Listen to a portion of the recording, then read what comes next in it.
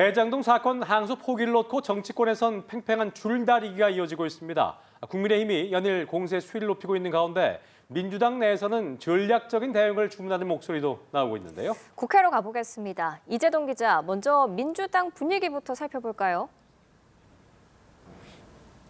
네, 대장동 항소 포기 사태를 둘러싼 정치권의 공방이 일주일 넘게 진행되는 가운데 민주당에서는 당내 전략 변화가 감지되는 분위기입니다. 오전 열린 민주당 지도부 회의에서 정청래 대표와 김병기 원내대표는 야당이나 검찰에 대한 비판 대신 이재명 대통령의 아프리카 중동 4개국 순방에 대한 기대감을 나타냈습니다. 정청래 대표의 발언 먼저 들어보겠습니다. 글로벌 무역 통상 전쟁 속에서도 실용으로 국익을 챙겼고 멈췄던 셔틀 외교를 복원했고 이번 일정도 성공적으로 마무리되길 바라며 민주당도 든든히 뒷받침하겠다는 말씀을 드립니다. 김 원내대표도 방산과 첨단 기술, 에너지, 보건 분야까지 외교 지평을 넓힐 기회라며 이번 순방에 대한 의미를 부여했습니다. 야당의 공세에 흔들림 없이 정부의 국정 운영을 뒷받침하겠다는 동시에 야당이 이 대통령의 외교 성과를 흐리는 걸 막겠다는 취지인데요. 실제 민주당 관계자는 대통령 순방 중에는 무정쟁 주간을 만들어 보려 한다고 내부 분위기를 전하기도 했습니다. 박지원 의원도 SNS를 통해 대장동 항소 포기 사안은 사법부에서 독립적으로 판결했고 친윤 검찰이 항소 포기를 결정한 것이라며 근거 없는 딴지에 명확 간결한 답변만 해야 한다고 주문했습니다. 이 기자, 국민의힘은 어떤 반응을 보이고 있습니까? 네, 지난주 대검찰청과 법무부를 항의 방문했던 국민의힘은 오늘은 용산 대통령실 앞에서 기자회견을 열었습니다. 당 지도부는 물론 40여 명의 의원이 참석해 대통령실의 외압 의혹을 거듭 띄우며 국회 차원의 국정조사와 특검을 촉구했는데요.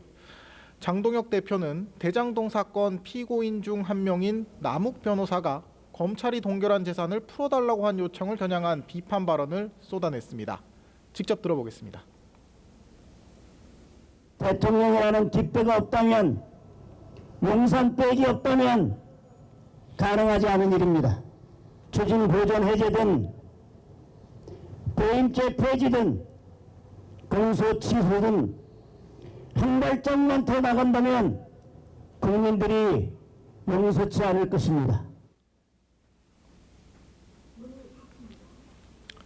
송원석 원내대표는 오전 지도부 회의에서 지난주 한미 관세 협상 팩트시트 결과에 대해서도 헌법이 정한 비준 절차를 존중하고 국민 앞에 협상 결과를 투명하게 공개하라고 촉구하기도 했습니다. 국민의힘은 이번 주 내내 장애 집회를 열고 정부 여당에 대한 공세를 이어갈 방침입니다. 이런 가운데 여야는 내일 국회 운영위원회를 마친 뒤 원내대표들이 만나 항소 포기 사태와 관련한 국정조사 방식 등을 논의하기로 했습니다. 네, 이런 가운데 국회는 오늘부터 내년도 예산안 증감 심사에 들어갔죠. 네, 국회 예결위는 오늘부터 예산 소위를 가동하고 728조 원 규모의 내년도 예산안 세부 심사에 돌입했습니다. 150조 원 규모 국민성장펀드 예산, 또 농어촌 기본소득 시범사업 예산 등을 놓고 여야 간 입장차를 보이고 있는데요. 현재까지 법사위와 정무위, 보건복지위 등 7곳의 위원회가 소관 예산안 심사를 마치고 예결위로 안을 넘겼고요.